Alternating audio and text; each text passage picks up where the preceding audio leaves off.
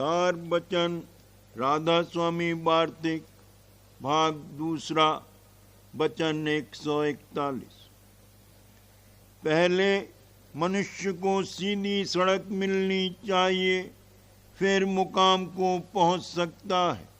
और सड़क सीधी बिना सद्गुरु पूरे के प्राप्त नहीं होगी। सो सद्गुरु का तो कोई खोज नहीं करता है। तीरथ, मूरत, व्रत और नमाज, रोज़ा और हज या विद्या पढ़ने में मेहनत करते हैं। इन कर्मों से सिवाय अहंकार के और कुछ फायदा नहीं होगा और सच्चे रास्ते और सच्चे मुकाम का भेद सद्गुरु पूरे ही से मिलेगा। वचन 142। जो लोग की शरीयत यानी कर्म कांड के बंधुए हैं, वह हमेशा संसार में बंधे हुए रहेंगे, कभी मालिक के दरबार में नहीं जावेंगे। और जो सद्गुरु वक्त की सेवा तन मन धन से करेंगे, वही सच्चे मालिक के दरबार में दखल पावेंगे। और सद्गुरु आप ही मालिक हैं। जो उनकी सेवा है वो मालिक की सेवा है। और जो सद्गुरु को छोड़कर मालिक को ढूंढते हैं, उनको मालिक कभी नहीं मिलेगा। और जो सद्गुरु की सेवा में लगे हैं, उनको मालिक मिल गया। जब आँख खुलेगी तब पहचान लेंगे, और जब तक पूरी आँख न खुले तब तक संत सद्गुरुओं के वचन के द्वारे प्रतीत करके सेवा में लगे रहें और सत्संग करते रहें और सद्गुरु के चरणों में प्रीत और प्रतीत बढ़ाते रहें।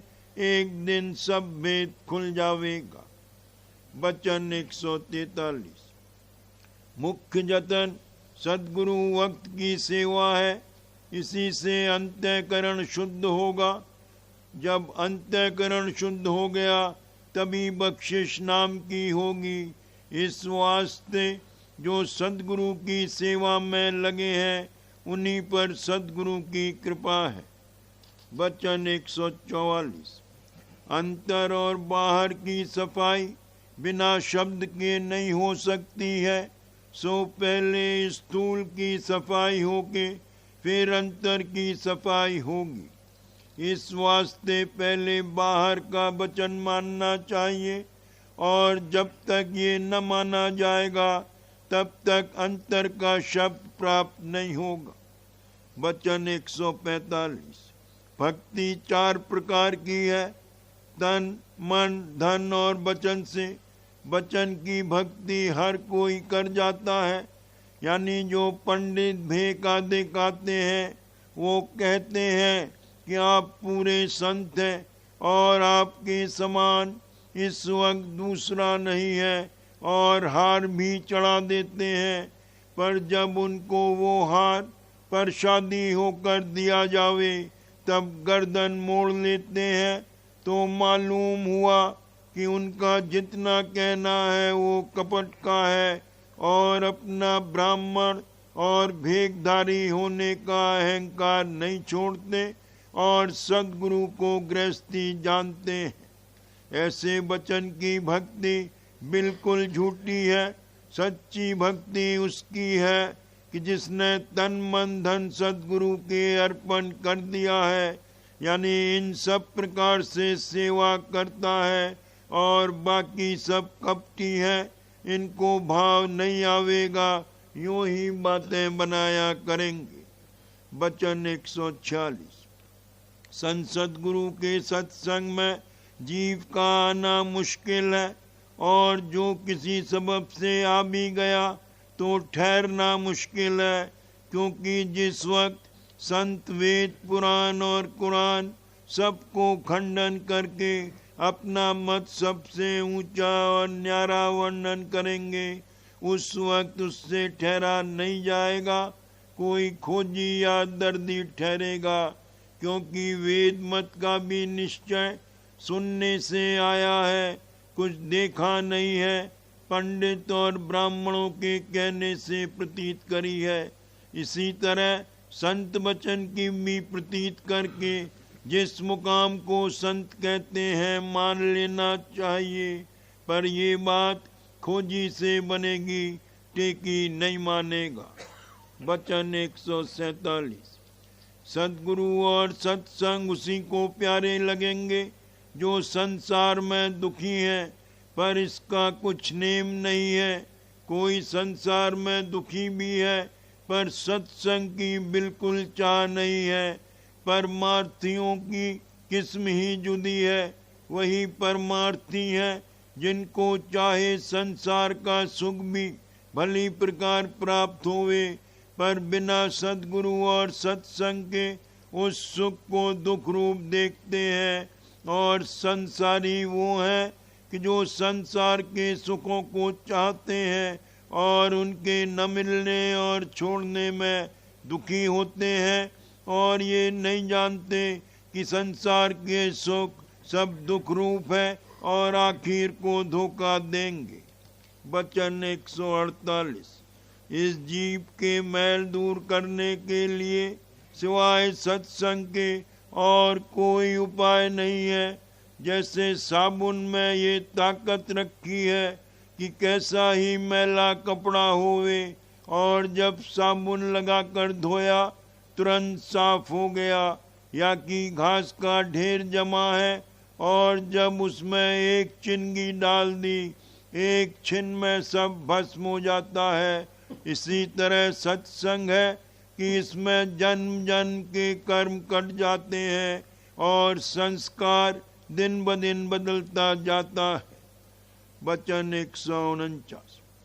संतों के वचनों को जो वेद से मिलाते हैं वो बड़े नादान हैं।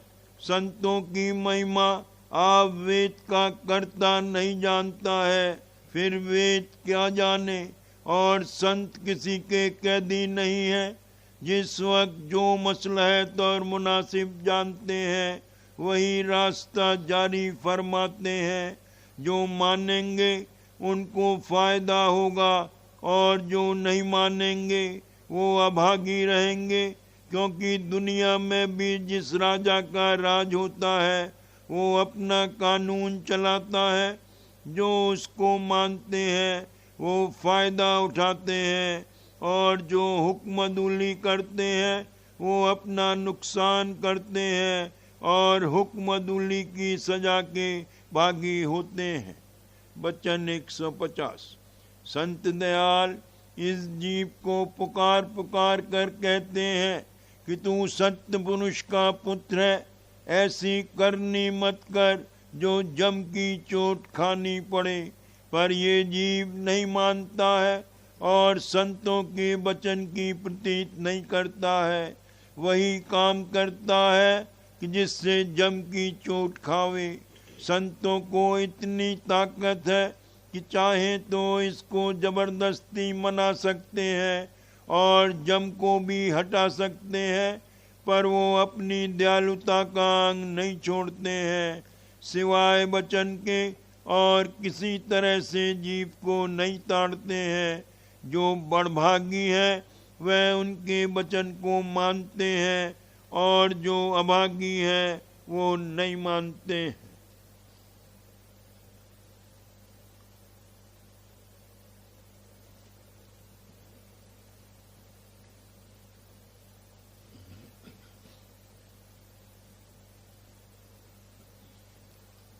वचन बाबूजी महाराज, तीसरा भाग, वचन 46वां। आगरा, 11 नवंबर 1938। सूरत सत्य है और उसका धनी सत्य पुरुष भी सत्य है, यानी दोनों का जौहर एक है, इसलिए उनका मेल हो सकता है।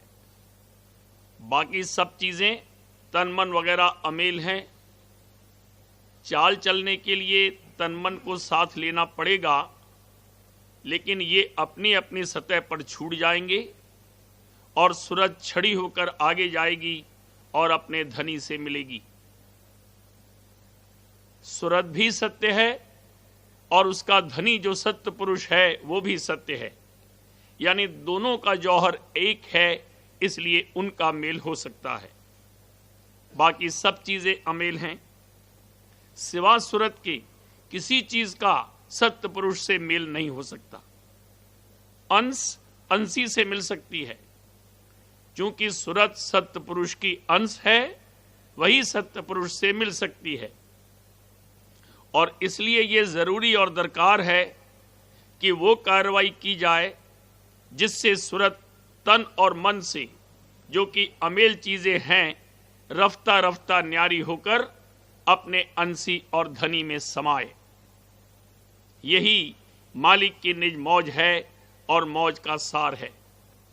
इसको अच्छी तरह से समझकर चाहिए कि सत्य रूप धारण करके सत्य बर्ताव करें, ताकि दिन प्रतिदिन सत्य पुरुष से निकटता प्राप्त होती जाए।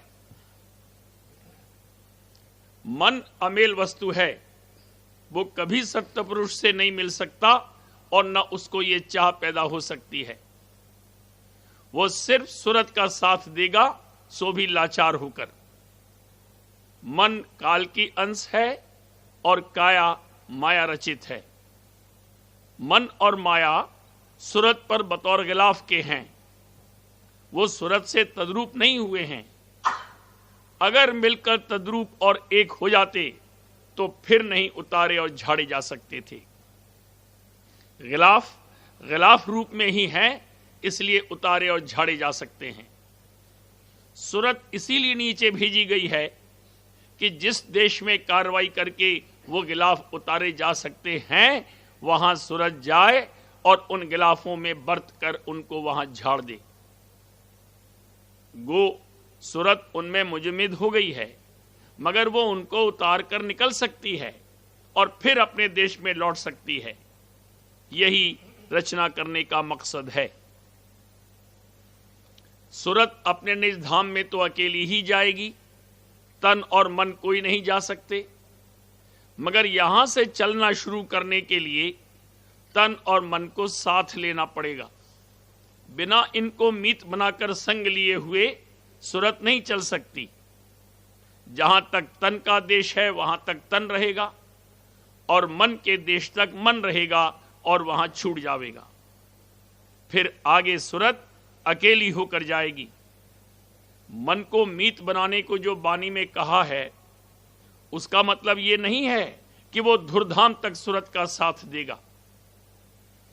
धुरधाम तक का संगी और साथी तो केवल मालिक ही है, जो गुरु रूप धारण करके यहां आता है। मन हमेशा से सूरत का बैरी रहा है और हमेशा रहेगा। मीत भी लाचारी की हालत में बनेगा, जब देखेगा कि सूरत तो हमारे चंगुल से निकलकर जा रही है और फायदा हमारा इसी में है कि हम सूरत का साथ दें, क्योंकि हम खुद तो रस नहीं ले सकते, सूरत की ही ताकत से रस पाते हैं। तब वो सूरत के साथ चलने को तैयार होगा। इसी को बानी में कहा है, मन बैरी को मीत कर।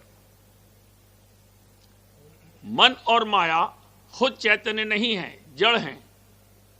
सूरत चैतन्य से चैतन्य होकर वो कार्रवाई करते हैं। अगर चैतन्य बिल्कुल निकाल लिया जाए तो वो कुछ नहीं कर सकेंगे, बेकार हो जाएंगे। कुल चैतन्य इस देश से नहीं निकाल लिया जाता है, भास फिर भी छूट जाता है, जो यहां की रचना को कायम रखने के लिए काफी है। एक तो इस देश का साधारण चैतन्य है, जिसको सामान्य चैतन्य या जड़ चैतन्य कहते हैं।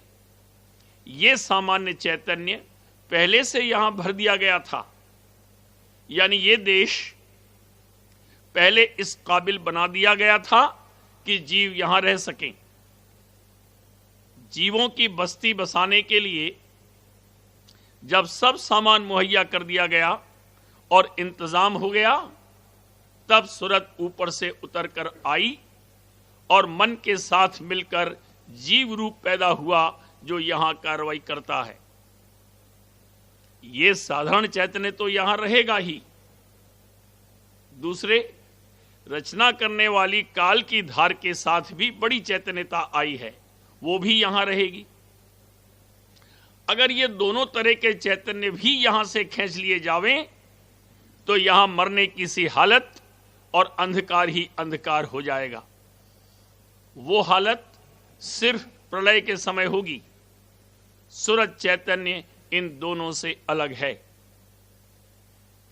इस वक्त सूरज की कुल ताकत मन में पैवस्त हो गई है और मन ही करता धरता है। मन का रुख नीचे की तरफ है।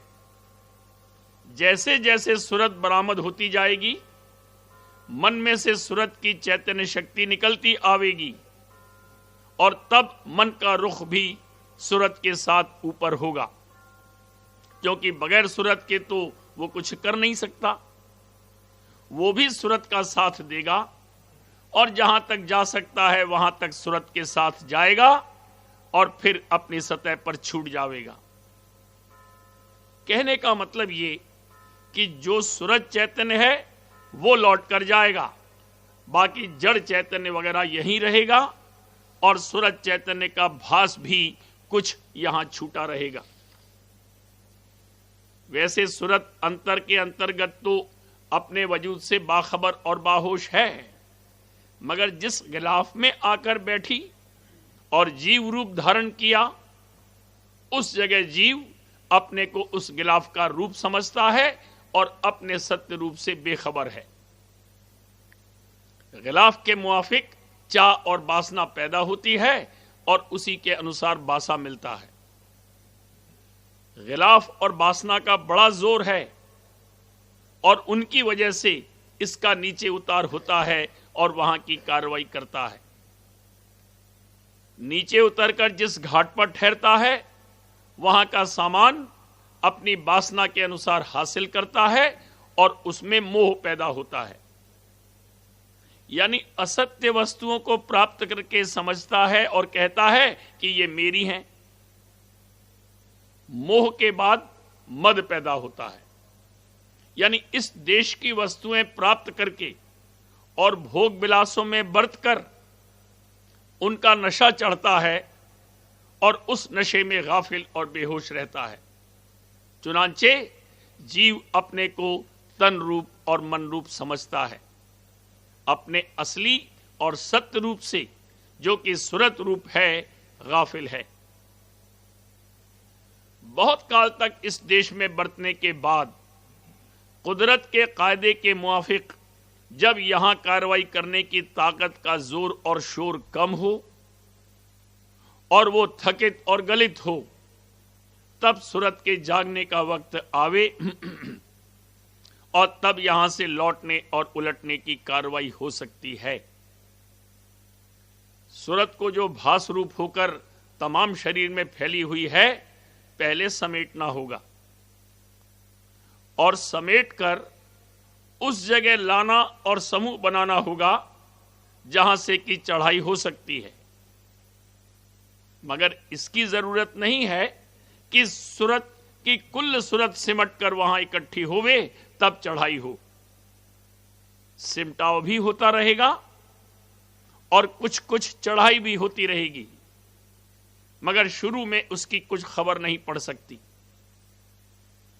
अगर सूरत आधे या आधे से ज्यादा अंग में सिमट कर समूह बने तो बड़ी तेजी से चढ़ाई हो और उसकी खबर भी पड़ सकती है। ये अंतर्मुख सूरत शब्द अभ्यास है और इसका उपदेश सत्संग में संत सदगुरु से मिल सकता है। जब शेष कर्म की अवस्था आवेगी तब संतों का सत्संग प्राप्त होगा और सत्संग में इसके कर्म का रूप बदला जाएगा। पेशतर मन का संग करके जो कर्म और कार्रवाई करता था उससे नीचे उतार होता था और सूरत रोज बरोज ज्यादा मुंजमिद होती जाती थी। अब वो कर्म और कार्रवाई करनी पड़ेगी जिससे किन का सूरत बरामद हो और ऊपर चले। इसी को परमार्थ कहते हैं और ये सिर्फ सत्संग में ही बन सकता है। सत्संग में वही आवेगा जो इस संसार से तपा हुआ और डरा हुआ है।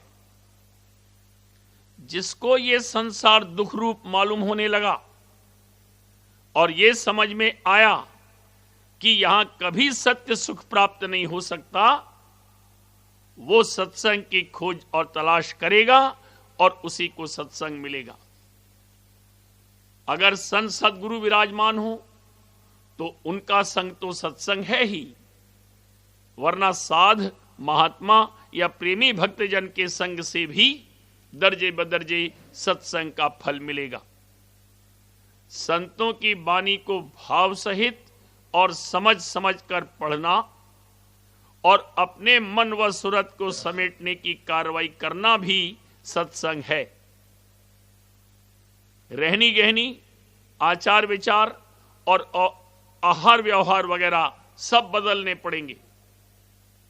जायज नाजायज, मुनासिब नामुनासिब और जरूरी गैर जरूरी का ख्याल रखते हुए बरतना चाहिए। नाजायज कार्रवाई को तो छांट कर निकाल ही देना चाहिए।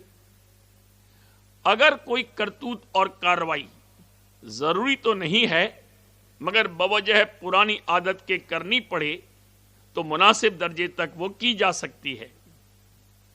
नामुनासिब और नाजायज का ख्याल रखकर गैर जरूरी काम भी बहुत से कर सकता है, क्योंकि एक बारगी और जबरदस्ती मन पर रोक लगाने से मन मुरझाकर और सुस्त होकर पड़ जाएगा और कुछ नहीं कर सकेगा।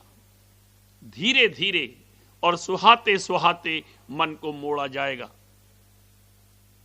संसार के भी सब काम और खासकर परमार्थ तो बिना धीरज रखे हुए नहीं बन सकते हैं। स्वार्थ के कामों में धीरज तब रह सकता है जब इसको यह विश्वास पैदा हो गया हो कि बिना मालिक की मौज के न कुछ होता है और न हो सकता है। दुनिया की रीत के अनुसार मुनासिब जतन व कोशिश हर काम के लिए करनी चाहिए और उसका नतीजा मालिक की मौज पर छोड़ देना चाहिए। जो अपना फर्ज हो उसको बहुत अच्छी तरह से और ईमानदारी व मेहनत के साथ अदा करना चाहिए, मगर अपनी मेहनत का नतीजा मालिक की मौज के हवाले कर देना चाहिए। परमार्थ में धीरज आने के लिए यह विश्वास पैदा होना चाहिए कि मालिक सर्वसमर्थ और जीव का सच्चा हितकारी है। वो सब कुछ कर सकता है। जिस वक्त जैसा मुनासिब समझा जाएगा वो जरूर करेगा। इस तरह का विश्वास कायम होने से फिजूल की घबराहट और जल्दबाजी न होगी और धीरज बना रहेगा।